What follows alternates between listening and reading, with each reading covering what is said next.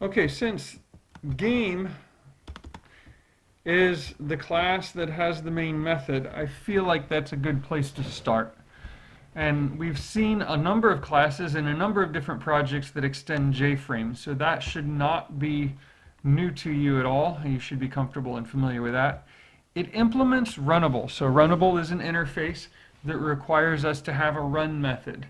And we've seen that before, but it may not have made a whole lot of sense. When you implement runnable, hopefully now it'll make sense. That forces you to write a run method. And our run method is going to be what I call the game loop. It will wake up on regular intervals, do an update on all the game objects, check for collisions. When things are dead, they'll get removed. And then it'll go back to sleep and then wake up again at the next interval. And the whole point of falling asleep and then waking up at a regular interval allows your game to run at a constant speed on all computers, regardless of how fast the individual computer is. You don't want your update loop to run at full speed as fast as the computer is capable, because then your game would run really fast on a fast computer and really slow on a slow computer. Um, let's look at some of the variables. So the private final long serial version ID, that's just to get rid of a warning. Your width and height should be familiar to you. Top space.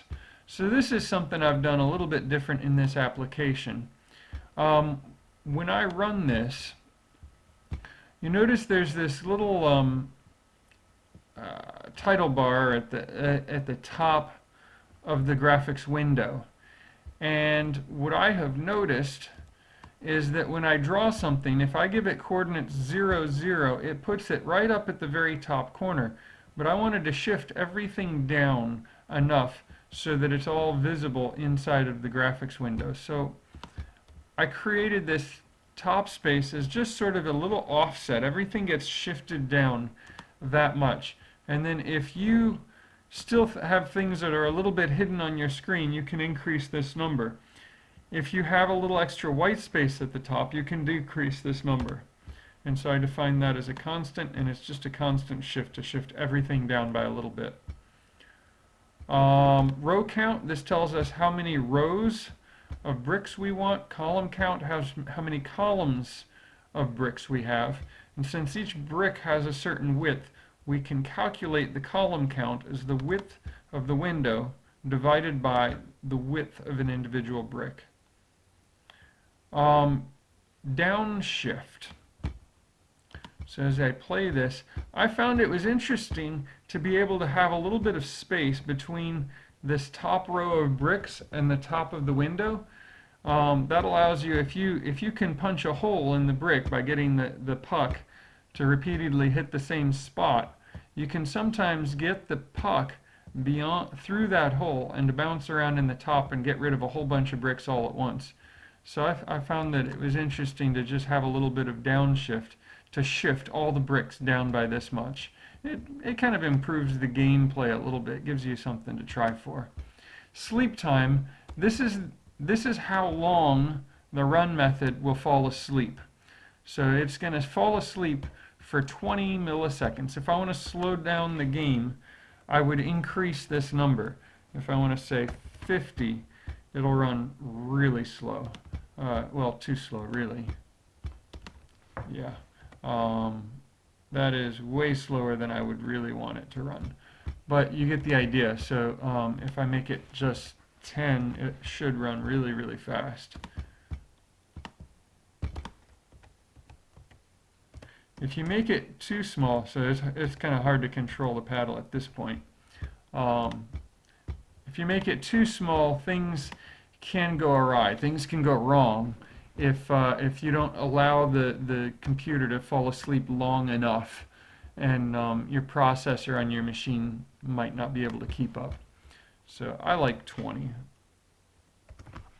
for the sleep time. Static game, so we're going to create an instance of the game and store it in a static variable so that the other classes can have access to it. your buffered image and your graphics off screen. These are for double buffering. So if you don't remember, the idea of double buffering is that you create an image off screen that we're going to call a buffer here. And then whenever you do your drawing, instead of drawing directly to the screen, you draw into the buffer. And then after all of the stuff is drawn into the buffer, you will then flip it using the graphics. Well, you're going to use the off-screen graphics object to draw into the buffer. And then you're going to flip it to the screen after it's done. The reason for double buffering is because in an animation, if you draw directly to the screen, if you've got a lot of game objects, like we have all of our bricks, it'll start drawing bricks, and about the time it's done drawing bricks, it will clear the screen and start over. And so the user of your game would then be spending most of their time looking at a half-drawn screen, and it'll give them the experience of a whole lot of flicker. So by creating this buffered image, while you're drawing your next frame into the buffer, the person playing the game is looking at the last completed image, the last frame, and so they never really see anything that's half drawn. It's not visible on the screen. The old one is not replaced until the new one is finished, and that's called double buffering. So lockable list of type sprite. This is the list of game objects. And lockable list is a class that I've created. It is an extension of array lists. So you've seen array lists. You can think of this as an array list. It is an array list. It just has a little bit of an added feature, something that I've added to it that helps us get around an error, and we'll see that in a second. And then the puck, well, that's your ball or your puck. You can think of it as hockey if you like and call it a puck, or you can think of it as well, throwing a ball at a wall. And then the paddle, well, that's your paddle. Let's go down to the main method. In the main method, we create an instance of the game. We set the size, so it's going to be the width and the height plus the top space. Okay, so I'm going to make this window just a little bit bigger than the height, so that when I shift everything down by this top space amount, it's all still on the screen. Set resizable to false, so we can't resize it. Set default close operation to exit on close, so that when we click the X in the upper hand corner, it'll close everything up nicely. You're familiar with set visible to true. The one line here that might be a little bit different than what we've seen in the past is new thread start. So the idea here with new thread start, that's what starts the game loop. Okay? So our game implements runnable. When you implement runnable, you're forced to write a run method. This is our run method. When you create a new thread, you have to pass it something that is runnable. Okay, they call this a new thread of execution. So normally your program, when it runs, it executes an instruction, and then it does the next instruction, and then the next one, and it does everything in order. But a thread of execution, what's going to happen is when it starts that thread of execution, that will start running, and while that thread of execution is running its run method, okay, so when you tell it to start, that thread will start executing instructions in the run method. While it is still running, the original thread of execution, the main method, will continue on, and so now you're executing multiple instructions at the same time. And in this case, the main thread is just going to set visible to true, just make the game visible on the screen. But this is a way of setting up a program that can do multiple things at the same time, essentially. And that's how we get our game loop to run in the background while everything else is visible on the screen. All right. So that new thread start is just to start the main game loop.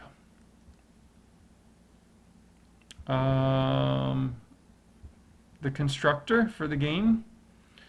So we create our buffer. Since width and height are just the visible part, so our buffered image is just going to be the appropriate width and height. Buffered image type, RGB, it's red, green, and blue. These are just the way the pixels are stored. And you get graphics, so you get the graphics object from that new buffered image. And that graphics object, which we store in off-screen, is what we're going to use to draw to the off-screen buffer. Now this little piece here is a little bit new, and this is just a refinement. We're going to take that graphics object and we're going to cast it to graphics 2D.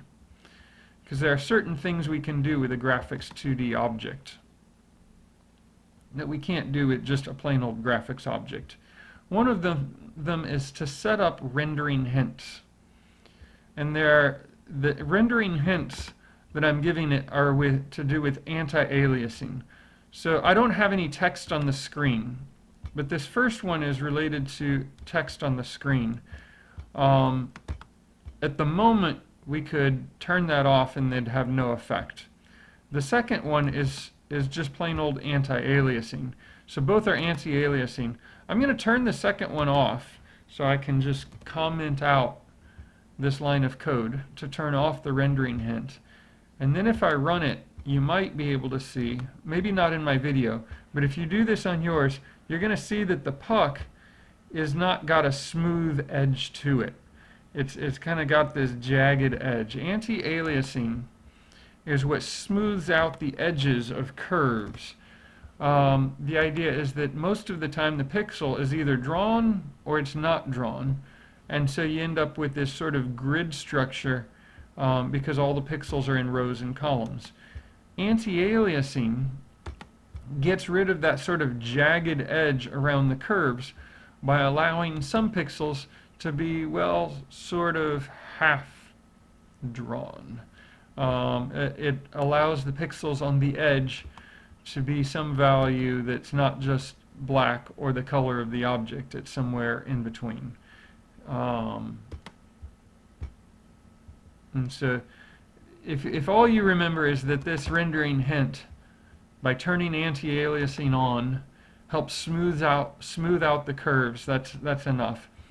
There's one for text, and there's one hint for everything else, but it's both anti-aliasing. So the benefit of turning anti-aliasing on is that things just look better. The downside of anti-aliasing, the thing that is bad about it, is that it does slow down the processor. So if your game is having trouble, if you're on an old slow machine and it's having trouble keeping up, you might want to take out these rendering hints and see if that makes it run better.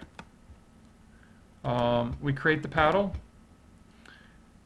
The paddle is the key listener, so it makes sense that when we use the arrow keys, that's what's going to move the paddle. So we're going to let the paddle listen to the arrow keys on the keyboard, and so we add it as a key listener. We create our list of sprites, and we acquire a lock. So whenever we do anything with our lockable list, whenever we access the elements of our lockable list, we're going to first acquire a lock, and then we're going to diddle with that, with all the elements in the list. And then when we're done diddling, we release the lock. So that's the difference between an array list and a regular list, and a lockable list. A lockable list we can acquire and release a lock. Otherwise, it's just a plain old array list like we've always done. So we're going to add the paddle to our list of sprites, because a paddle is a sprite. And then we've got a double for loop with rows going from 0 to the row count, with columns going from 0 to the column count. We create a new brick, in the appropriate column and row. So the brick starts in an XY location. Its column, okay, its Y location, this is Y and then X. No, I'm sorry, column determines the X, so this is X and Y. It's the column that it's in times the width of the brick. This is what keeps our bricks right next to each other. And then the Y value is whatever our downshift is, plus the row that it's in times its height. Okay, so that's what's going to position our brick. And this little if row mod 2 equals 0. So if the row is an even row, we're going to have a normal brick. Otherwise, we're going to add a falling brick. That's what makes some fall and some not. And then we add our puck to the list of game objects, and then we release the lock. Okay, this video is long enough. I'll go through the rest of the game class in the next video.